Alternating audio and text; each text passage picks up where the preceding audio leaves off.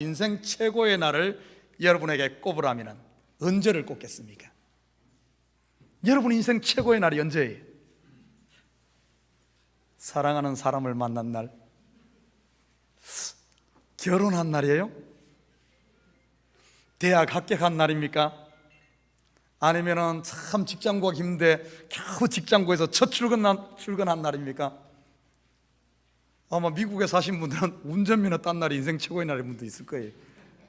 또 신분 때문에 고민하신 분은 영주권 받은 날, 아니면 시민권 받은 날. 또 조금 더 깊이 보면은 예수님 영접한 날일 수도 있고요. 여긴 참교회 식구들은 참교회 첫 온 날일 수도 있고, 또 우리 지난해는 우리 참교회와 에버그린교회가 연합한 날. 여러분에게 있어서 인생 최고의 날은 언제입니까? 아마 대부분 공통적으로 한 날을 뽑으라면 아마 결혼한 날이 아닐까 이렇게 생각해 봅니다. 여러분, 성경에서 뽑는 인생 최고의 날은 이 결혼, 혼인하는 날입니다. 혼인한 날, 그리스도와 만나 혼인한 날. 또 한 날을 뽑으라면 성경에서 보면은 생사를 오고 가는 큰 전쟁에서 승리하고 돌아오는 이 계선의 날, 그리고 그 승리의 파티를 여는 이 잔칫날이야말로 인생 최고의 날이다, 이렇게 성경에서는 볼 수가 있겠습니다. 자, 우리는 지난번 설교에서 승리의 할렐루야를 부르면서 이 혼인잔치에 참여한 성도들의 모습, 곧 나의 모습에 대해서 한번 살펴보았습니다. 자, 오늘 본문은 혼인잔치의 이 잔칫날, 내용은 똑같은데 혼인잔치가 아니라 전쟁에서 승리하고 돌아오는 계선의 날, 그리고 그들을 위로하는 큰 잔치의 모습으로 우리 인생 최고의 날을 그려주고 있습니다. 자, 오늘 본문은 내용은 같지만은 혼인잔치, 전쟁 승리의 날, 내용은 같지만은 이 모양은 다른 모양이에요. 자, 오늘 본문을 통해서 우리의 인생 최고의 날이 어떤 날인가 다시 한번 더 살펴보고자 합니다. 먼저 오늘 요한계시록 19장 11절에 보면은 또 내가 하늘이 열린 것을 보니, 이렇게 표현하고 있어요. 이 승리 계선의 날, 하늘이 열린 것을 보니, 우리가 지난번에 혼인잔치의 날도 19장 1절에는 이렇게 말해요. 2일 후에 내가 들으니. 여러분, 열린 것이 보이고 어떤 하나님의 음성이 들려지는 것, 열리고 들리는 것으로부터 모든 이 영의 세계, 하나님의 축복의 세계가 시작된다는 사실입니다. 여러분 지금 들립니까? 여러분 지금 보입니까? 성도에게 가장 큰 축복 중에 축복은 들리는 게 복인 줄 믿습니다. 보여지는 게 복이에요. 깨달아지는 게 복이고 내가 움직여지는 게 복인 줄 믿습니다. 성경의 역사, 곧 성령의 역사는 사도행전에 보면 알 수가 있어요. 사도행전에 보십시오. 이 제자들에게 오순절 성령 강림이 임하니까 어떤 일이 일어난 줄 압니까? 제자들의 입이 열립니다. 그리고 지금까지 사용하지 않던 다른 언어가 입이 열려요. 베드로가 입이 열리고, 그리고 지금까지는 예수님을 십자가에 못 박으라고 외쳤던 이 군중들, 완악하게 닫혀있던 이 사람들의 귀가 열리기 시작합니다. 베드로가 외치는 이 복음의 소식이 귀에 들려지기 시작해요. 귀가 열리니까 이 마음에 깨달음이 생기고 마음이 열립니다. 그래서 내가 어찌할꼬 베드로 앞에 무릎 꿇을 때 주 예수를 믿으라, 그리하면 너와 너의 집이 구원을 얻으리라. 들려지고 보여지고 깨달아지는 것이 복이란 사실이. 그런데 이것이 내 힘으로 되어지는 게 아닙니다. 내가 깨닫고 싶다고, 내가 듣고 싶다고 되어지는 게 아니에요. 성경에 보면은 루디아란 이 자주장사, 하나님께서 이 여인의 마음을 열어주니까 하나님의 말씀이 들려지기 시작하는 겁니다. 사랑하는 우리 식구 여러분, 복 중에 가장 큰 복은 들려지는 게 복인 줄 믿습니다. 깨달아지는 게 복이에요. 자, 오늘 본문에 보니까 하늘이 열린 것을 보는 거예요. 자, 그러면은 그 열린 하늘로 무엇을 보았는가? 오늘 본문에 보니까 보라, 백마와 그것을 탄 자가 있으니 그 이름은 충신과 진실이다. 그가 공의로 심판하여 싸우더라. 이렇게 말하고 있어요. 지금 전쟁에서 승리하고 돌아오는 이 사람이면 백마 탄 자라. 백마. 여러분, 왜 오늘 여기 백마와 그 탄 자, 뭐 말 안 해도 우리 식구들은 이 사람이 누군지는 알 겁니다. 여러분, 왜 백마라고 표현했을까? 말은 그 당시 전쟁의 상징입니다. 전쟁. 그리고 백마, 흰색 말은 우리가 잘 알죠. 성경에 흰색 그러면은 순결을 의미하고 제사장이 옷이 흰색이요. 너희 죄가 주홍같이 붉을지라도 흰 눈보다 더이게 하리라. 흰색. 예수님께서 변화산에서 그의 옷이 희게 바뀌는, 여러분 알다시피 이 백마를 탔다는 것은 전쟁에서 승리하고 돌아오는, 그리고 순결하고 깨끗한 분임을 알 수가 있어요. 그러면서 이분에 대해 소개하기를 충신이요 진실이다 이렇게 말합니다. 여러분, 충신, 우리가 얼핏 생각하면 충신 그러면은 충성되고 이렇게 생각하는데, 이 헬라어 원어로 보면 피스토스는 피스토스, 이것은 어떤 의미인가 하면은 믿음이란 의미입니다. 믿음. 이 사람의 실체, 백마 타고 오는 사람의 실체가 누군가 하면은 충신, 진실이라 그러는데, 충신은 바로 믿음이란 거예요. 우리 믿음이 누구를 의미하는지 한번 성경 한번 찾아볼까요? 히브리서 12장 2절 한번 찾아보십시오. 히브리서 12장 2절 다 같이 한번 읽습니다. 시작. 믿음의 주요 또 온전하게 하시는 이인 예수를 바라보자. 그는 그 앞에 있는 기쁨을 위하여 십자가를 참으사 부끄러움을 개의치 아니하십니다. 하나님 보좌 우편에 앉으셨느니라. 아멘. 여러분, 믿음이라는 이름을 가진 이 실체가 누구예요? 믿음의 주요 온전케 하시는 예수란 거예요. 예수. 믿음은 바로 예수란 겁니다. 그리고 이 사람의 이름이 백마탄자 이름이 진실이에요. 진실. 진실이란 말은 진리란 의미입니다. 진리. 진리는 그러면 누구를 이야기하는가? 요한복음 14장 6절을 우리 한번 찾아볼까요? 요한복음 14장 6절 찾았으면 함께 읽습니다. 시작.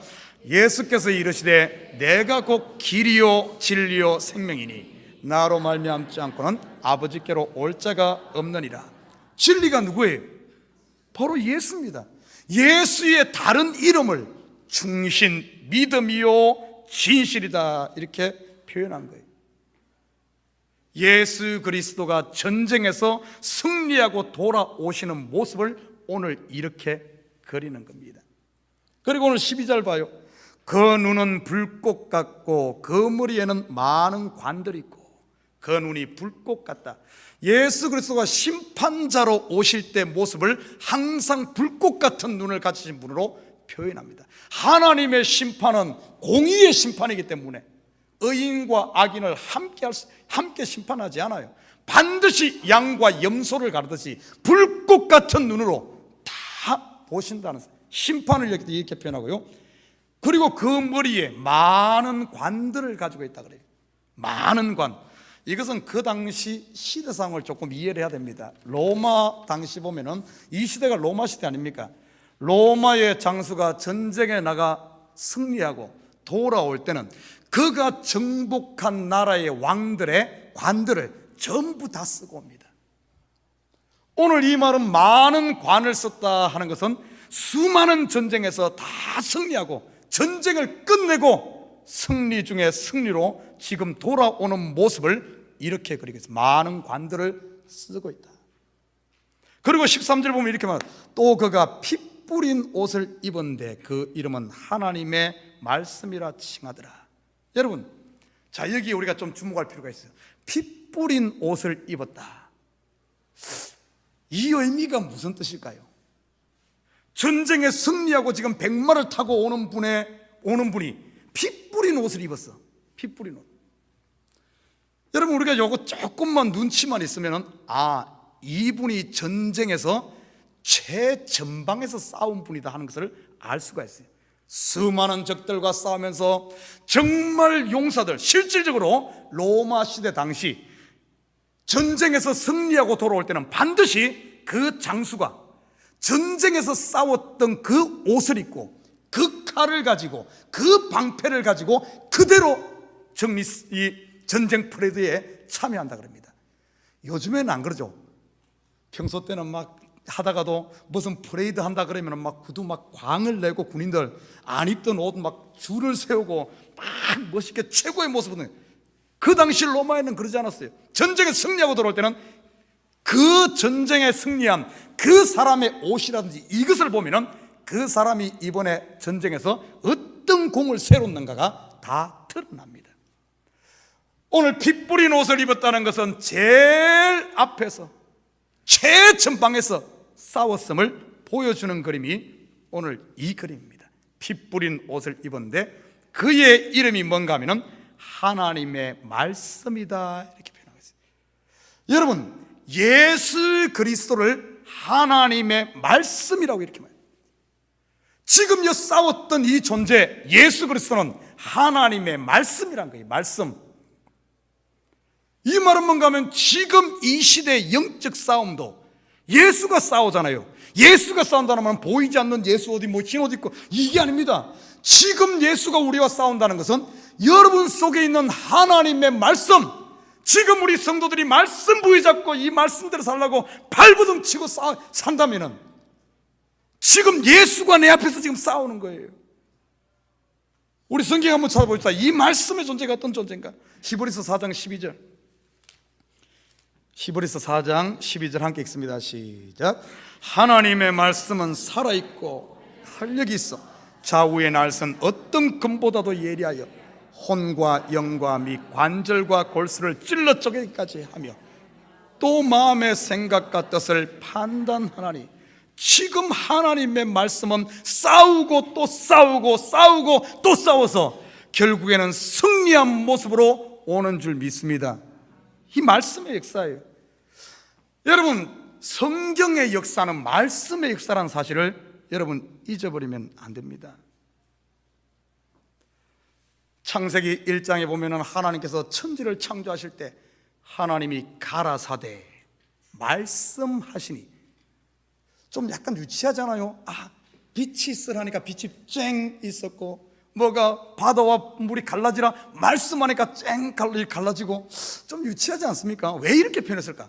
하나님이 엄청난 힘과 손으로 이렇게 만들었다 그러면은 이야 실감 날 텐데 말하니까 짝대고 말하니까 짝대.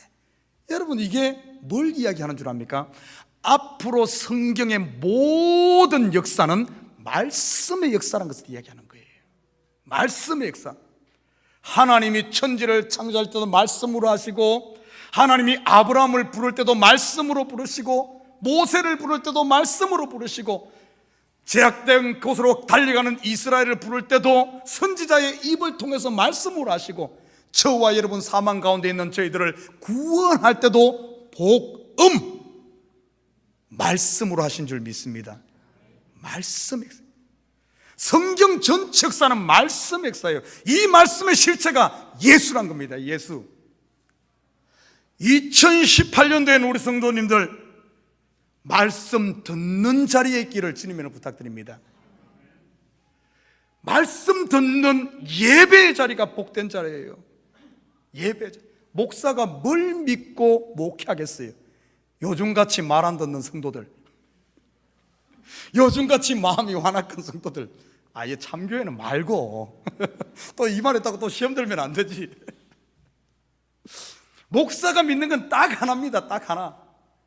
듣든지 아니 듣든지, 정말 바위 덩어리 같고 계란으로 바위 치는 것 같지만은 하나님의 말씀 하나님.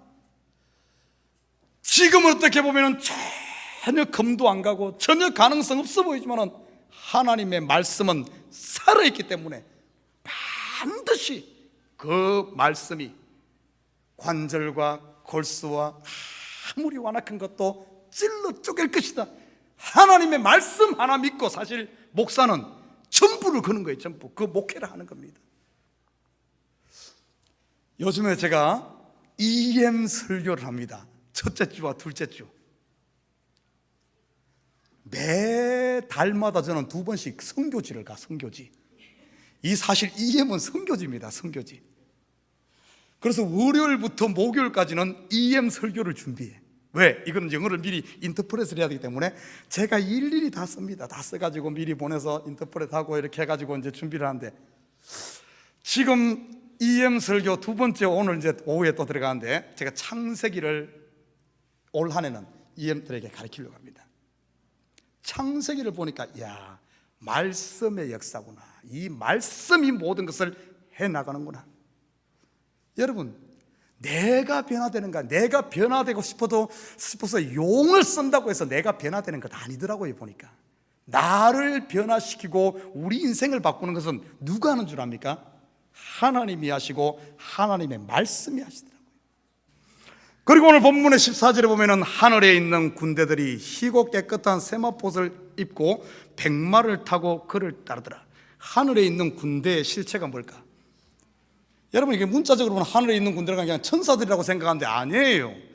아닙니다. 하늘에 있는 군대, 지금은 이 전쟁을 통해, 전쟁이라는 이 그림을 통해서 예수 그리스도의 승리, 이 뭡니까? 우리 지난번에는 혼인잔치의 비유를 통해서 봤잖아요. 그러면 여기 있는 하늘에 있는 군대는 누구를 이야기하는가 하면 혼인잔치의 신부들을 이야기하는 것이고, 바로 저와 여러분을 이야기하는 게 바로 이 하늘의 군대들입니다. 그런데 하늘의 군대들의 모습을 그릴 때 어떻게 그랬어요? 하늘에 있는 군대들이 희고 깨끗한 세마포옷을 입고 백마를 타고 그를 따르더라. 여기도 백마 탔네. 예수님도 백마 타고 저와 여러분도 백마 타는 거예요. 아까 백마가 상징하는 게 뭐라 그랬습니까? 희고 깨끗한 세마포, 승리를 이야기한다 그랬잖아요. 승리. 예수님이 승리했으니까 여러분도 백마 탄 존재들인 줄 믿습니다. 사랑하는 우리 결혼하지 않은 여성분들이요, 백마 타고 올 왕자 기다리지 말고 여러분이 백마 탄 존재라는 것을 기억해요. 여러분, 백마를 타고 왔대요. 자, 그런데 보니까 오늘 조금 다른 모습이 하나 있어요. 하늘에 있는 군대들이 희고 깨끗한 세마포옷을 입었다, 이렇게 말하고 있어요. 조금만 눈치가 있으면 뭔가 좀 다르죠. 예수님은 어땠습니까? 피 뿌린 옷, 피 묻은 옷을 입었는데 요 사람들은 희고 깨끗한 옷을 입었어. 이 말은 어떤 의미예요? 예수님은 최전방에서 이 큰 전쟁을 홀로 싸우는데 그 뒤에 따르는 우리들은 옷에 피 한 방울 안 묻히고 깨끗한 세마포 옷을 입고 따른다는 거예요. 이 말은 이 싸움을 누가 했다는 겁니까? 누가 했어요? 예수님이 하신다는 거예요. 이 비밀 잊어버리면 안 됩니다. 여러분, 우리의 신앙의 싸움은 내가 싸우는 게 아니야. 내가 싸우는 거.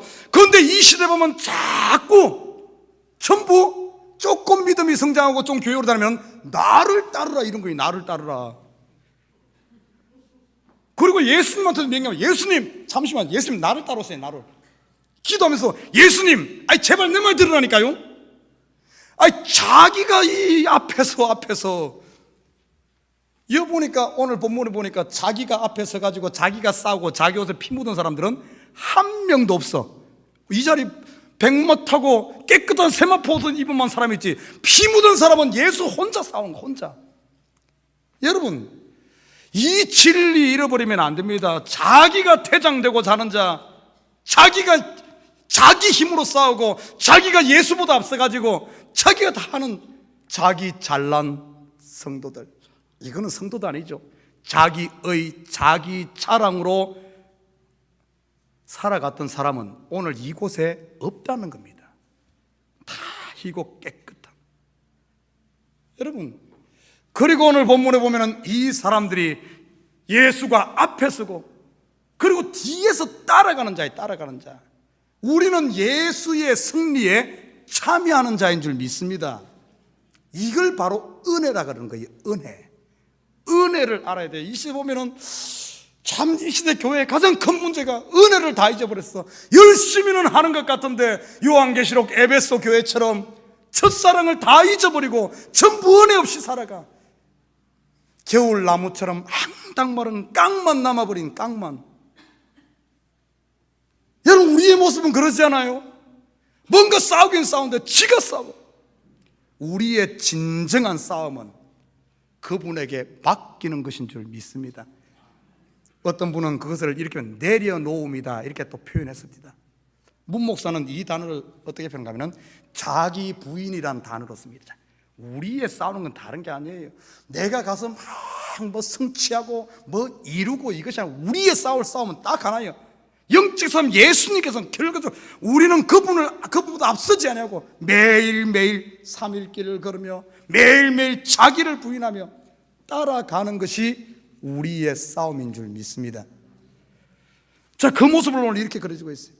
자, 마지막으로 좀 더 살펴봅니다. 오늘 17절부터 좀 재미있는 표현이 나와요. 17절에 보면 또 내가 보니 한 천사가 태양 안에 서서 공중에 나는 모든 새를 향하여 큰 음성으로 외치르되 와서 하나님의 큰 잔치에 모여 왕들의 살과 장군들의 살과 장사들의 살과 말들과 그것을 탄 자들의 살과 자유인들이나 종들이나 작은 자나 큰 자나 모든 자의 살을 먹으라 하더라. 여러분, 자, 고개 듭니다. 이 큰 잔치는 어떤 잔치라 그랬어요? 혼인잔치요, 큰 전쟁에서 승리한 그들을 승리한 자들을 위하여 베푼 잔치. 다윗은 시편 23편에서 이것을 이렇게 표현합니다. 주께서 내 원수의 목전에서 상을 차려주시고 기름을 내 머리에 부으셨으니 내 잔이 넘치나이다. 바로 이 잔치 자리 아닙니까? 그런데 이 아주 천국 잔치에 장군들과 왕들과 각가지 그 사람들의 죽은 자들의 오늘 새들을 초청합니다. 새들을 초청해서 이것을 먹어라. 여러분, 좀 여기 보면 이제 헷갈리기 시작하는 거예요. 아니, 천국 잔치에 새들이 와서 사람 시체를 쪼아 먹는, 이걸 어떻게 해석해야 될까? 이것이 천국 잔치인지 지옥 잔치인지 이걸 알 수가 없어요. 성경에 보면은 의외로 이런 표현들이 많습니다. 그래서 이런 것 잘못 해석하면은 이상한 데로 가는 거예요. 이단들이 인대 다 나온 거예요. 이것이 분명히 좋은 천국 잔치인데 새들이 와서 이것을 쪼아 먹는 이런 이야기가 같이 등장해요. 이 본문을 정확하게 알기 위해서는 새의 정체를 알아야 됩니다. 새. 예전에 제가, 요즘에는 이제 안 합니다만은 예전에 제가 우리 최 집사님, 최정일 집사님하고 이 골프를 치러 가는데 제가 따라가 봤어요. 전 따라가면은 뭐 볼을 한 바퀴씩 잊어먹고 오기 때문에 그 뒤로는 안 가는데, 그때 보면은 이제 골프를 이렇게 치다가 팡 쳤는데 공이 제대로 루트 그린으로 이렇게 가든지 이렇게 가야 되는데 그러지 않고 저쪽 숲속으로 가버리면은 꼭 우리 집사님께서 이런 표현을 해. 아이고, 새 됐네. 아이고, 새 됐네. 그런 표현을 해. 여기에 말하는 새가 그 새 됐네. 또 어떤 가수의 노래 보니까 이런 노래가 있습니다. 나는 한 마리 이름 없는 새가 되어 살고 싶어라. 여러분, 이 새의 정체가 뭐예요? 또 어떤 분은 경찰을 뭐 짭새라고 합니다. 우리는, 아이고, 혹시 경찰에서 죄송합니다. 이 새의 정체가 뭐냐고요? 새의 정체. 새의 정체를 바로 알아야만 오늘 이것을 풀 수가 있어요. 여러분, 새는 창세기 1장 20절에 보면 다섯째 날에 창조된 조류입니다.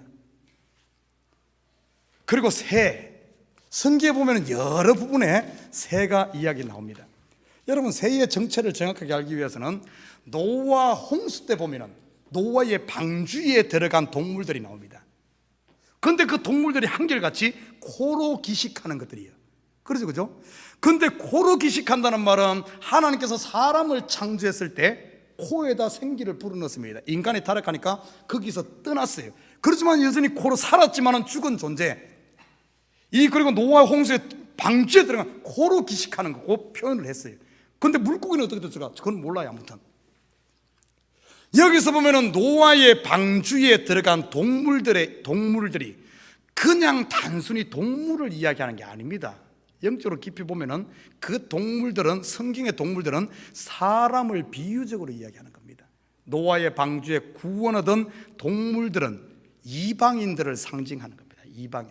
그래서 그 방주 안에 유대인과 이방인이 함께 구원 얻는 이 그림을 동물로 그린 겁니다. 그리고 새는 보면은, 새도 그러면은 사람을 이야기하는 거예요. 성경 보십시오. 노아 홍수 때 이 뭡니까? 노아가 제일 먼저 날려보낸 게 뭡니까? 까치입니까? 까마귀를 먼저 보냈지. 까마귀를 날려보냈더만 까마귀가 왔다 갔다 했잖아요. 왔다 갔다 하고. 그리고 두 번째 날려보낸 게 비둘기 아닙니까? 이 땅에서 지면에서 물이 가만히 있는 것 전가 알기 위해서, 하나님의 뜻을 알기 위해서 날려보냈던 것이 새입니다. 비둘기입니다. 비둘기를 날려보냈고.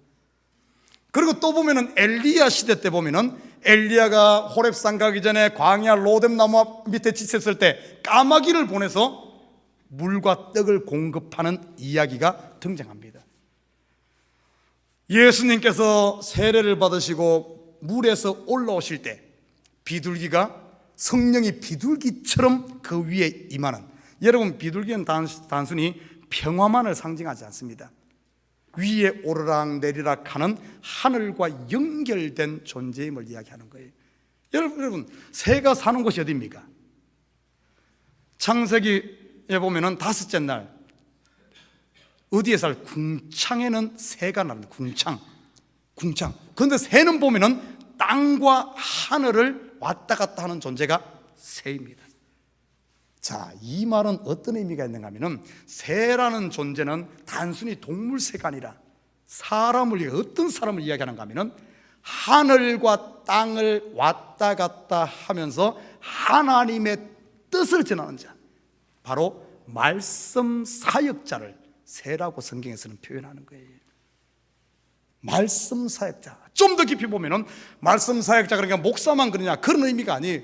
이 말씀, 하나님의 말씀을 지키며 말씀 부여잡고 살아가려고 하는 모든 하나님 말씀 중심으로 사는 바로 성도들을 누구라고 이야기하는가 하면은 새라고 이야기하는 겁니다. 자, 오늘 본문의 그림을 보면은 11절에서 16절까지는 예수님께서 승리하고 돌아오는, 거기에 따라온 사람들이 누굽니까? 백마를 탄 흰옷 입은 사람들이 따르잖아요. 그리고 17절은 또 내가 보니 한 천사가 또 다른 그림을 보여준대. 오늘 본문에서는 보니까 이 잔치에 누가 참여합니까? 새들이 참여해서 그 잔치상을 나눠. 혼인잔치 비유에서는 신부들의 모습으로 그려주고, 그러면 오늘 이 백마 타고 흰옷 입은 사람들의 모습이 오늘 새의 모습으로 다르게 등장하는 겁니다. 그런데 많은 사람들이 새 그러면은 새가 시체를 쪼아먹는다 이러면은, 구약에 보면은 많은 경우에 이 독수리들이 와서 막 시체를 쪼아먹는 그 그림에 자꾸 치우쳐서. 그런데 여러분, 성경을 보는 눈은, 성경은 똑같은 이미지 하나를 가지고 구원도 이야기하고 심판도 이야기합니다. 대표적인 게 뭡니까? 창세기에 소돔과 고모라 심판할 때 무엇으로 심판했습니까? 불로 심판했죠. 불로. 사람을 구원하는 것은 또 신약에서 어떤 그림으로 그려줍니까? 불 같은 성령, 불. 똑같은 불의 이미지를 가지고 심판과 구원을 이야기합니다. 자, 노아 홍수 때는 무엇으로 심판했습니까? 물로 심판했죠. 여러분, 무엇으로 구원 얻습니까? 물로 구원 얻죠. 물세례, 물과 불. 한쪽은 똑같은 이미지 가지고 심판 이야기하고 구원 얘기하는 거예요. 성경에서 보면 이 새라는 존재도 한 측면에서는 보면은 새가 타락한 새, 이것이 맹금류죠. 이것들이 보면은 죽은 시체들을 뜯먹고 삽니다. 성경에서 이 맹금류, 시체를 뜯먹고 사는 이 독수리와 같은 이런 존재들은 누구를 이야기하는가 하면은, 하나님의 말씀을 변질시켜 하나님의 백성들의 살을 파먹고 사는 이단들이라든지 거짓 그리스도라든지 거짓 선생들을 새라고 표현하기도 합니다.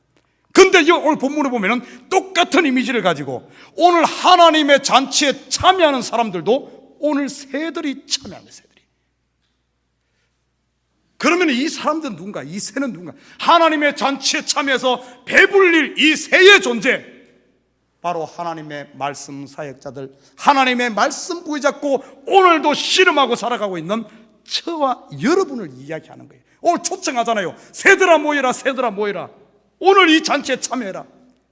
자, 그런데 여기서 끝나면 안 됩니다. 그런데 오늘 보면 누구를 뜯어먹어요? 왕들과 장군들과 자유자나 종들, 말들. 자, 그런데 오늘 본문을 다시 한번 봅시다. 오늘 본문을 가만히 보면 어떻게 변화가 있는가 하면은 18절에 보면 왕들의 무엇을 뜯어먹어요? 살과 장군들의 살과 장사들의 살과 말들과 그것을 탄 자들의 살과 자유인들이나 종들이나 작은 자나 큰 자나 모든 자의 무엇을? 살을. 경상도 사람은 살 이게 잘 못한다고 하는데 저는 잘합니다. 쌀과 살을 잘 구분합니다. 살을 다른 말로 뭐라 그래요? 성경적인 언어로 보면 살. 이 살 이거 살을 다른 말로 육체라 그럽니다. 육체. 꼭 여기서 보면 꼭 포커스를 둬요.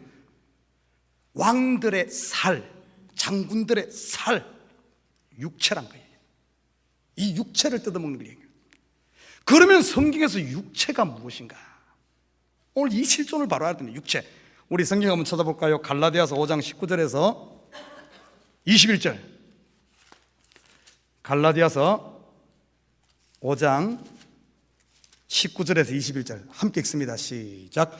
육체의 일은 분명하니 곧 음행과 더러운 것과 호색과 우상숭배와 주술과 원수 맺는 것과 분쟁과 시기와 분냄과 당짓는 것과 분열함과 이단과 투기와 술취함과 방탕함과 또 그와 같은 것들이라. 전에 너희에게 경계한 것 같이 경계하노니 이런 일을 하는 자들은 하나님의 나라를 유업으로 받지 못할 것이요. 아멘.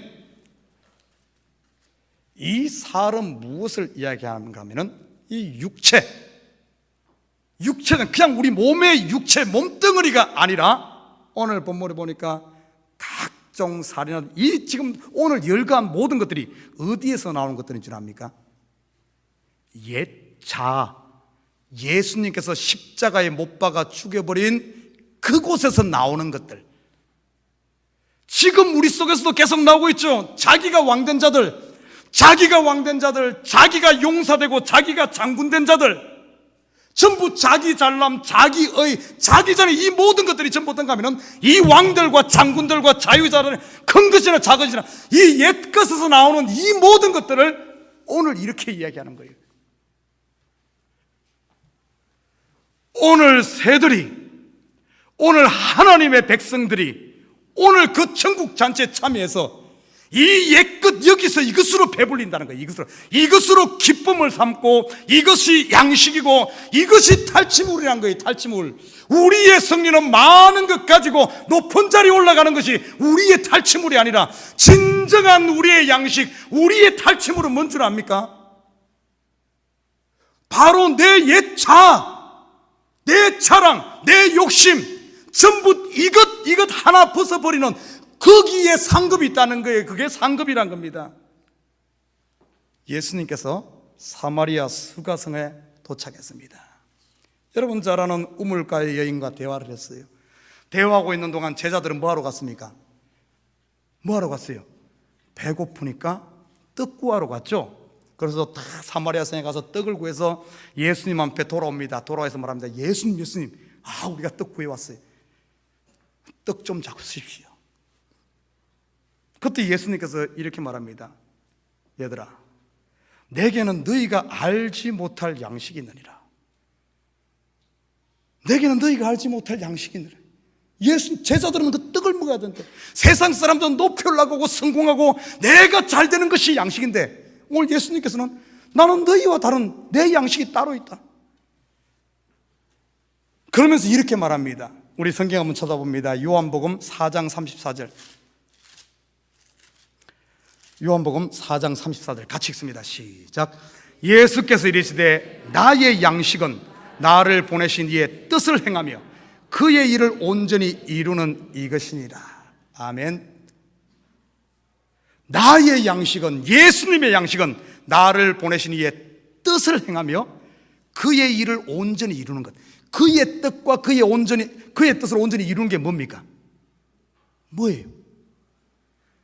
예수님이 십자가 지고 죽는 것 아닙니까? 예수님께 십자가 지고 죽는 것. 죽는 거예요, 죽는 것. 그 죽음으로 말, 그게 예수님의 양식이어서 죽는 게 예수님의 양식. 사도 바울도 똑같은 고백을 합니다. 나는 날마다 죽노라. 사도 바울의 양식, 사도 바울의 기쁨, 예수님의 기쁨, 참된 양식은 죽는 거예요, 죽는 것. 여러분의 양식은 뭡니까? 더 큰 것, 더 성공적인 것, 더 높은 곳을 바라는 고지론에 젖어 있진 않아요? 여러분의 참된 기쁨이 뭡니까? 여러분의 탈취물이 뭐예요? 여러분 무엇을 즐거움 삼고 삽니까? 오늘 하루 삶도 여러분, 오늘 이 말씀 부여잡고 예수님이 양식 삼았던 나는 날마다 죽는 십자가 하나님의 뜻과 같이 우리가 말씀대로 살기 위해 내 속에 일어나는 나의 왕된 것, 내가 용사된 것, 나의 잘난 것, 과감히 이것을 부인하고 말씀으로 승리한다면, 여러분의 양식, 분노가 이만큼 일어난데 이것을 내려놓고 이것을 죽임으로 말미암아 여러분 오늘 승리한다면 여러분의 양식 기쁨은 오늘도 예수님 말씀으로 내가 승리했다. 여러분 성도의 참된 기쁨은 바로 거기 있는 거예요. 거기 있는 거예요. 우리 속에는 빛이 들어왔습니다. 우리 속에 아직 그러나 어둠이 남아있어요. 여러분 이 빛이, 생명의 빛, 씨앗이 왕성하게 자라는 것은 결국엔 내 속에 어둠, 매일매일 내 속에 있는 왕, 내 속에 있는 이 창군들을, 여러분의 잘남을, 내 의를 오늘 십자가에 못 박고 그 하나 말씀대로 살아낸 그 하나가 나의 기쁨이 되고 양식이 되는 삶.